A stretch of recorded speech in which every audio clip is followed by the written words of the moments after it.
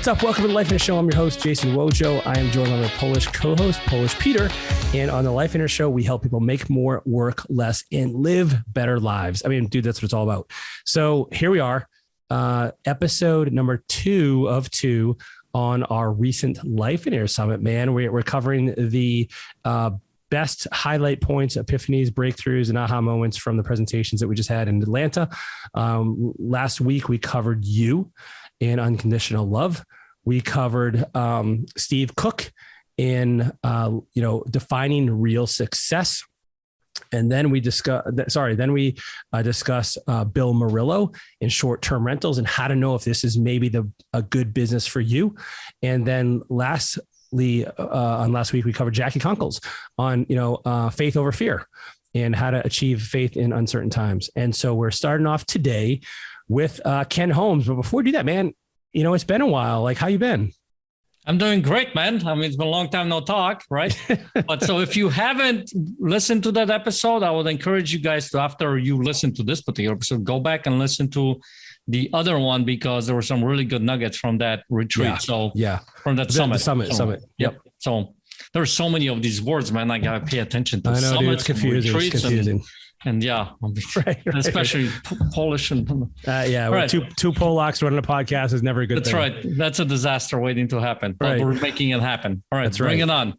All right. So, and if you're watching us on YouTube right now, the reason I'm turning to the side is because I have the presentations in front of me from the summit, and I'm using the slides to kind of jog my memory and to provide some extra material here. So Ken Holmes talked about the vision process.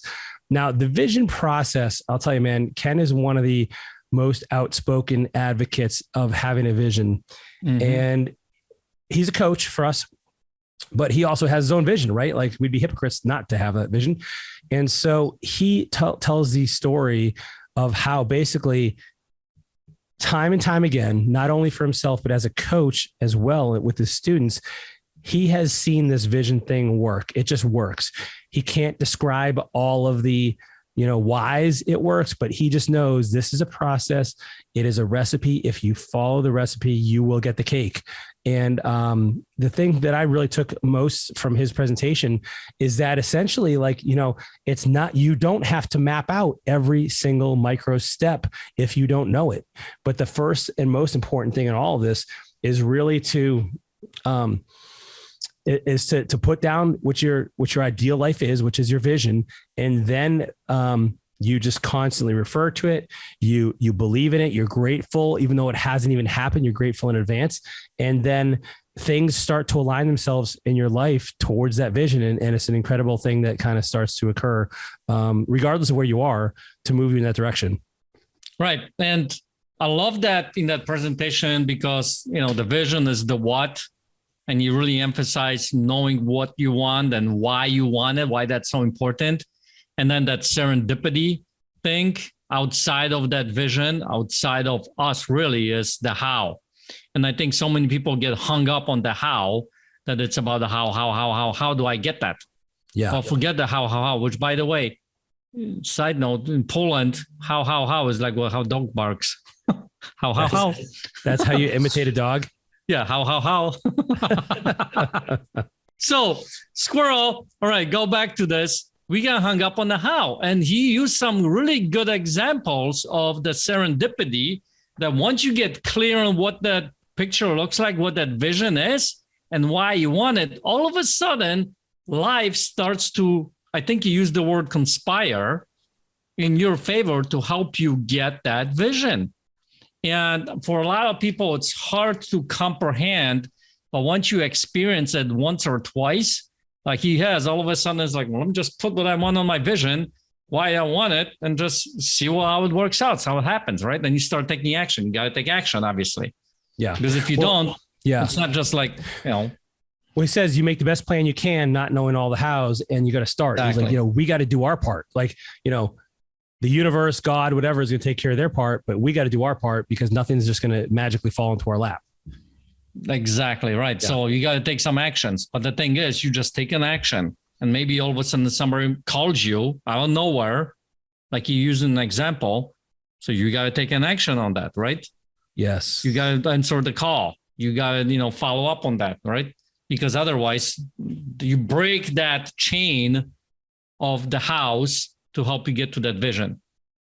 Does it make sense? What I'm just saying? Totally, here? man. It totally does.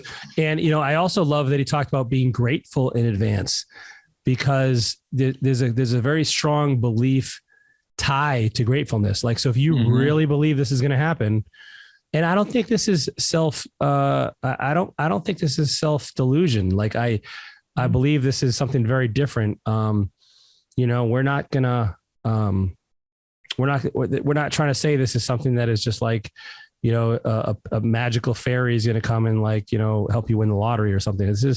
This is essentially doing a few things. Number one, I think having faith, number one, removes that doubt and the worry.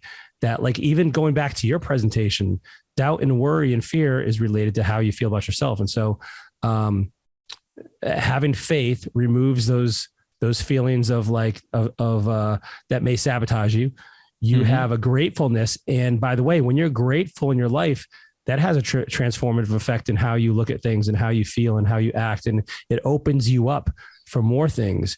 And so just those two things alone, and then having the vision in front of you, it focuses you. It helps you, start to recognize opportunities that align with what you want in your vision that otherwise would go completely miss.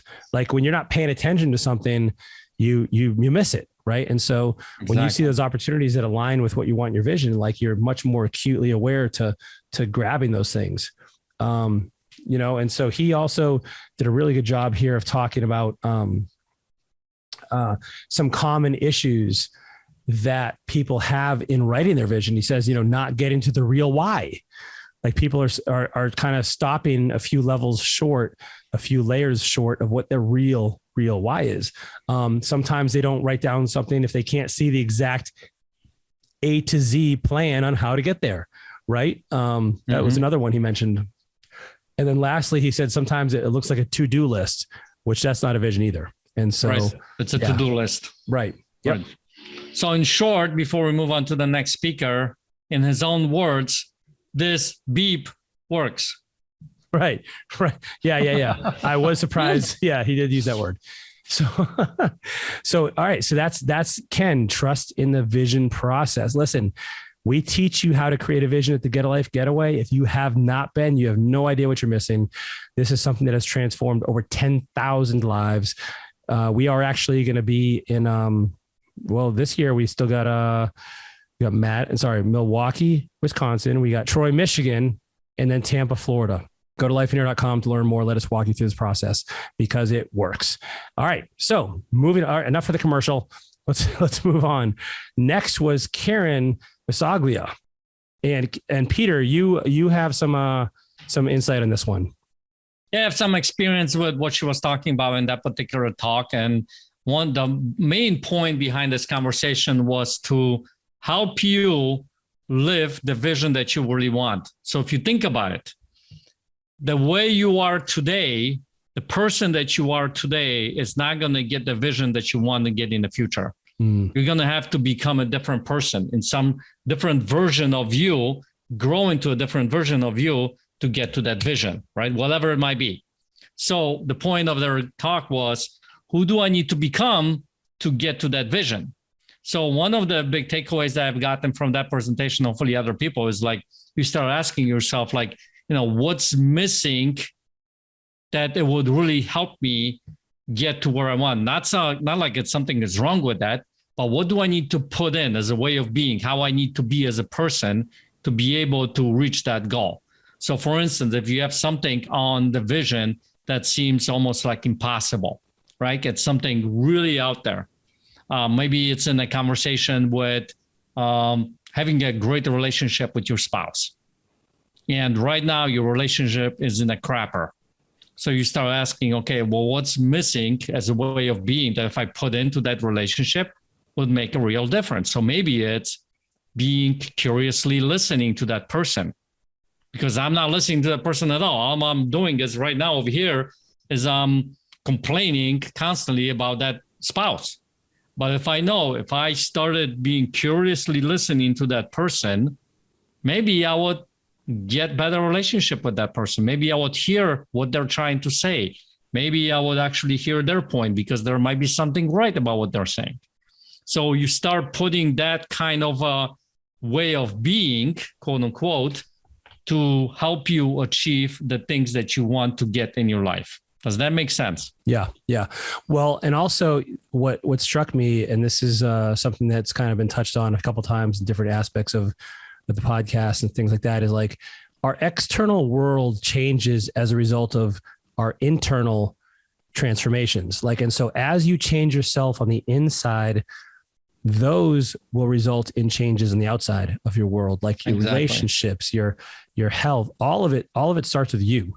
And so often we spend so much time trying to work on the external things and the things, outside of us, that it's really not until you address the inner things that really make a difference. I also, go ahead. That's a good point that you just brought up, because we have a lot of students that come into to our groups, and they're looking for resources. They're looking for what are the steps that I need to do. Okay, so if you want to lose weight, let go of the weight, you got to go to the gym. Okay, so what exercises do I need to do? Okay, you need to go bicep curls. You need to do this. You need to do it that many times, and you need to do it that way. Then this is how you need to do this exercise properly. Good, not a problem. But here is the problem. Deep down inside, I am not motivated at all, right? I am broken, or whatever the case may be. So to your point, you need to get that fixed inside you first, right? That what she was talking about, what's missing, to put that in there. Maybe you're, unstoppable. Maybe you are, whatever it is for you in that area when it comes to working out. And all of a sudden, once you start becoming that person, all those things of working out, you just start doing them. All of a sudden you start working out regularly. All of a sudden you start tweaking your little routine and getting better at it. But it starts from within to be able to do the outside stuff, not the other way around. Well, something I say, man, that I believe is true is like actions reveal priorities, and what's most important to you, you will take action on. Now, how do you know what's most important to you? You got to dig in and understand your beliefs and your values. And that's part of your identity of who you are and what you've been kind of conditioned for. And so sometimes that takes layers of investigation to really figure out what that is. But to your point, until you get in there and really tease that apart, you're just not going to do it. Because listen, every single person listening to this podcast right now knows how to be fit. Every single person on this podcast probably knows how to make a ton of money, but you're not doing it, right? So you gotta dig in there. Every single person on this listening right now wants to have a great relationship. Like, all of these things are, of course, right? But if you're not, there's something missing. And this is a great question to ask yourself. Who do you need to be? What are the traits you need to show to really embrace to get where you want to be? Exactly. All right, cool. That was a great one. Next, we have Brad McBee talking about Bitcoin and crypto. Man, I'll tell you, I was originally a little bit concerned about this presentation until I heard it, because, it's such a new topic for some people. Some people have very, very different approaches and belief systems around crypto and Bitcoin. Is it a scam? Is it a fad? Is it hype? Is it legit? And so many things that Brad, I think, did a fantastic job addressing. And he really poked through and helped people understand at a basic level, like, what really is this? What are some of the terms? What are some of the, what's some of the lingo that people use? Like, how do I, know what I'm getting myself into? How do I make sure I don't get scammed? And I enjoyed it quite a bit, man. And so one of the biggest takeaways that I got out of this was he showed a diagram. I'm going to try to pull it up now. I'm looking at his slides, of basically like the evolution of money. So for instance, he showed the slide and it showed like a cow, and it talks about the bartering system. And at one point in time, everything was based on, hey, I have a cow, you have a bunch of corn, let's trade, right? Or I have, a sword and you have a shield, let's trade. And then from there it went to gold. right? Because now we have like, hey, this is kind of like, it's probably really inconvenient. Like, I don't want to carry my cow, like, or whatever. It's super inconvenient. In my pocket, I can't carry the pound. It's not standard. How do we really establish value? And so people went to gold and then metal coins. And then we started going towards paper money, which of course, somewhere along the line here, we started losing. It became a fiat currency, which means it really wasn't tied to gold anymore, because we have way more money in production than we can satisfy if everyone wanted gold in exchange for the money. And then we got into plastic cards, like credit cards, where now we're not even exchanging dollars. We're just swiping a card, and the digital format now starts to replace that transaction of coins and paper money. And then it went from plastic cards, we went to electronic money, which now is things like PayPal, for instance, or Venmo, or, all these different apps that would do monetary exchanges via like an online internet signal and electronic banking and internet banking. And then cryptocurrency is kind of like the latest here, where now it's not only it's a financial instrument that's used that is completely, it's not even tangible. Like, it's not even in our hands. It's not tangible. It's completely digital. Right. And, that's a really good picture to paint, because I feel like some people are still maybe stuck on some point during this evolution, right? And if you look at the society, it constantly grows in some shape or form. So this crypto, I believe it's part of the next step of the evolution. Yeah. Now, how that's going to play out and all the kind of stuff, I don't think most people don't know, especially except for the people at the top somewhere over there. But the thing is, one thing that I've gotten out of his presentation, besides what you were just sharing, is we're still pretty early in this entire evolution of crypto. Yeah. Like, the Bitcoin's been around for 10, 11 years, I think, if I'm not mistaken. But based on that, we're still pretty early, like the early adopter stage, I think, when it comes to the crypto. Yeah. And when you start looking at it, we're not that late into this game. And when you start looking from that perspective, it allows you to research a little bit more, make sure that you're doing the right thing, talk to the right people, because like he said, there's a lot of people out there who are trying to take advantage of it, and scamming and things like that. So like, don't send your coins to somebody you don't know, kind of a thing, right? But it was an interesting conversation, because I'm interested in crypto. I've invested in some crypto myself. Yeah. So having that kind of a clarity and looking from that perspective helps out. Well, so this is interesting, man. I'm looking at his slide now. He was talking about, is this a fad or a bubble? And basically the global crypto market cap right now is 2.17 trillion. And, people at the presentation brought up, well, it doesn't have any real value other than like it's fabricated, created value based on scarcity. What's the real value here? And Brad was like, well, what value does your money have either? Because like, that's also fiat currency. And so certainly can't say that there's no risk in crypto. Of course, now we're seeing increased government regulations and meddling, and who knows what's going to happen with all this. It does seem to be garnering some attention that to me signifies like this is really, people are considering this to be a legitimate source of tender. And I know that some vendors now are accepting Bitcoin and things like that for legal transactions, for financial transactions. So at the end of the day, to me, I just felt a whole lot more comfortable with this. Like, I am not somebody that fully understands the blockchain and all of these different terms. And so for me, that was like, you know what, I'm going to stick with what I know, which is real estate. But he actually inspired me a little bit to investigate this further. And while he was talking, man, I went and I got my little, I started a Coinbase account. So what? Like, I know, right, man. So maybe I'm going to toss some money into it here and there. I certainly don't have the time or the super interest to go full time into this or to really expand into it. But I'll tell you, man, I think there could be something here for people that want to learn more. Okay, so you're not just a pretty looking dinosaur. Right. No, I mean, that's for everybody. Like we said, this is the educational purposes. So go look at it. I will tell you this: if Uncle Sam is interested in this and trying to put their, hands in there, you know something is out. It means something, right? Yeah, So, they're concerned for a reason. yep. And admittedly, like crypto right now, Brad was saying like, hey, there's a lot of different cryptocurrencies. There's a couple big dogs.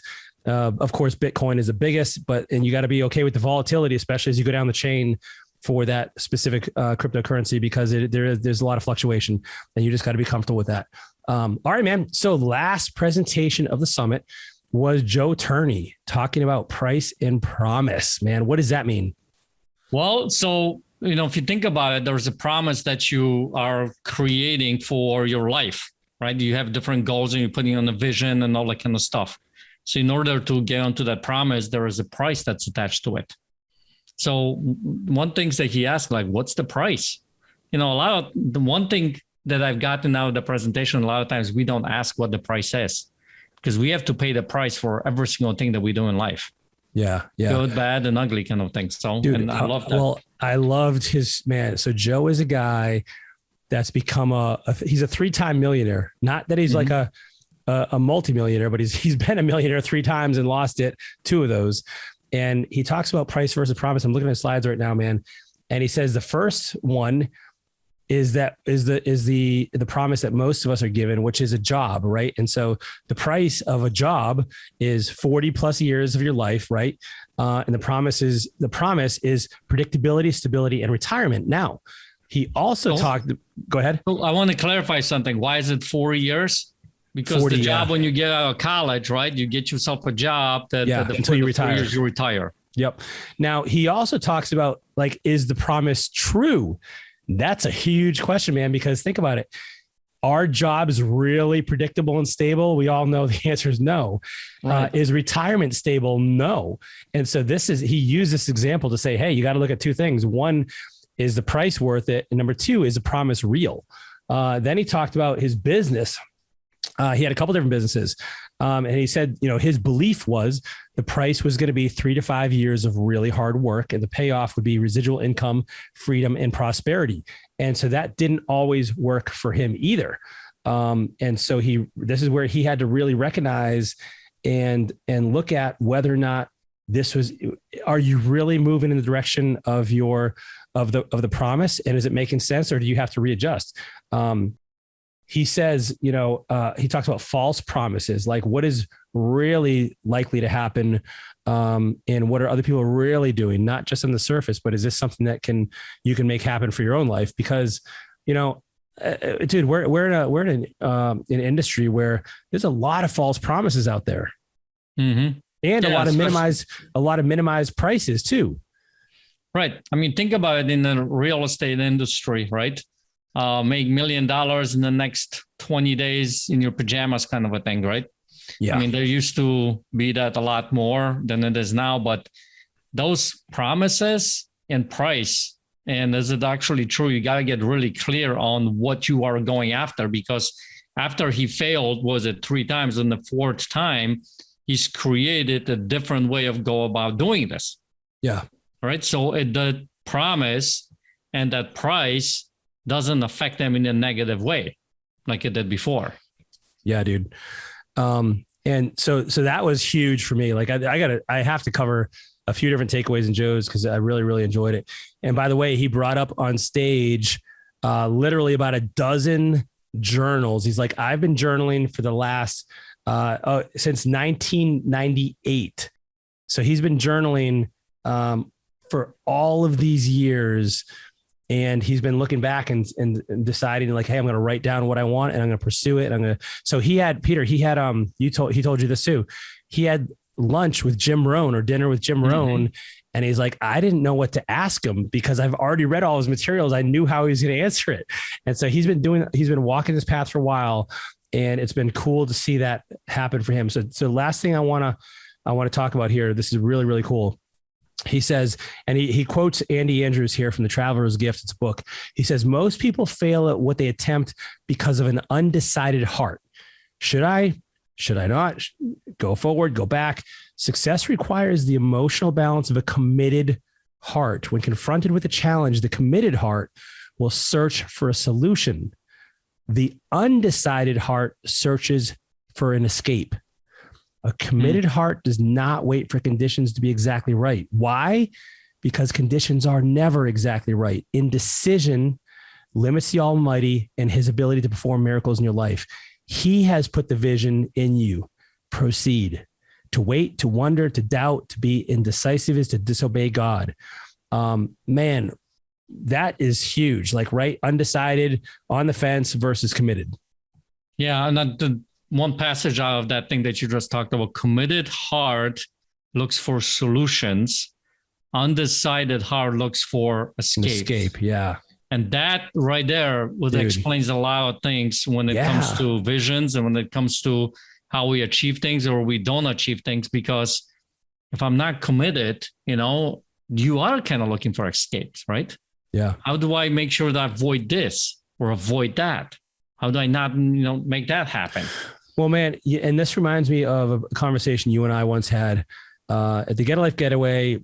Total spoiler alert right now, but we have someone eat fire that's really struggling with fear in their life. And you made the observation, you're like, dude, it just struck me that because sometimes I guide people and they're like an inch away from their mouth of eating fire and they'll stop. They'll just stop or they'll freeze and they don't go 100%. And you made the observation like, man, when you only go 99%, you don't get any of the benefits, number one, but number two, you've set yourself up for failure. You gave up on yourself. You didn't trust in the system and you're most likely to get hurt. In the case of the fire, for instance, you put that in your mouth, you don't close your mouth. That last 0.5% can cause some, I guess, real physical pain too. But you got to commit. You've got to commit. And the commitment's got to happen at the beginning. And here's what I mean by that. To that point, to this example, commitment, if it happens at the beginning, you go whole entire 100%. Because a lot of people go 99% and then they stopped. Yeah. Well, you just wasted this entire time going 99% just to stop at that 1%. Because listen, the real breakthrough, the real thing happens in that last 1%. Yeah. All the 99% before is the prep work. Yeah. To get you to that one last percent. Right. So that committed heart speaks to me big time when it comes to all kinds of different things in life. Well, and this is getting off topic of Joe's presentation, but I think what you said is I just need to dive into this, man, because let's say you're writing a book or you're going to launch a funnel or a new product or whatever it is.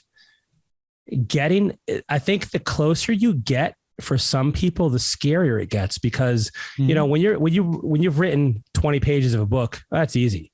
But when you're at 100, you're at page 198 of a 200-page book and you're getting ready to release it, the dude, that's just a new word right there. I hope let's write that down. All right.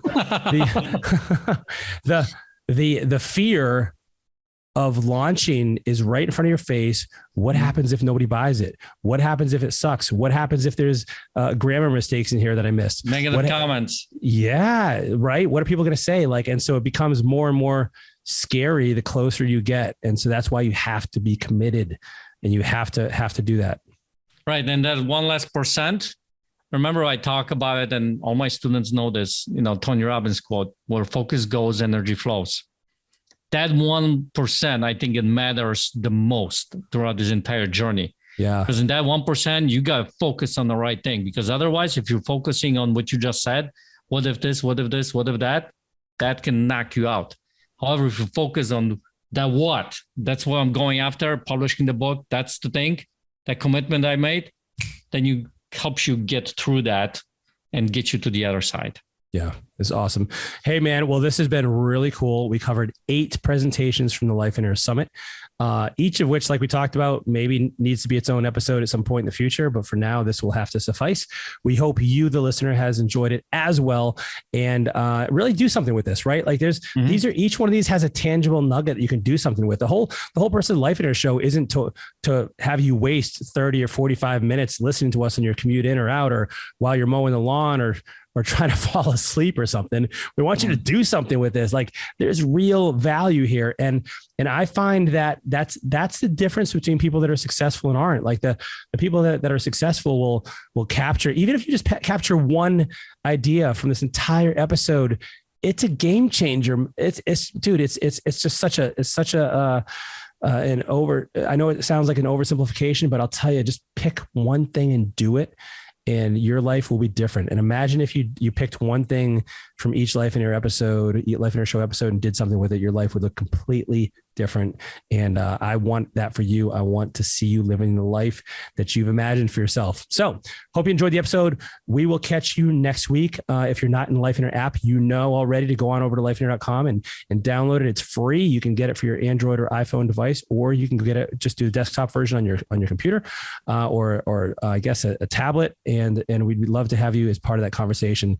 You know, more than anything, Lifeonaire is just a community of people that want to see people succeed. We're all moving towards our vision at different speeds, at different paces, but we're all there to help each other and encourage each other to do the same thing. And we've found that when you're plugged into this kind of community, the support and the speed at which you'll achieve things just is astronomically quicker. So get on over there. We'd love to hear from you. Leave us a review as well and let us know what you like about the show, what we can do better. Until next time, live better, do something with one of these episodes, and we'll see you next week. Take care, everyone.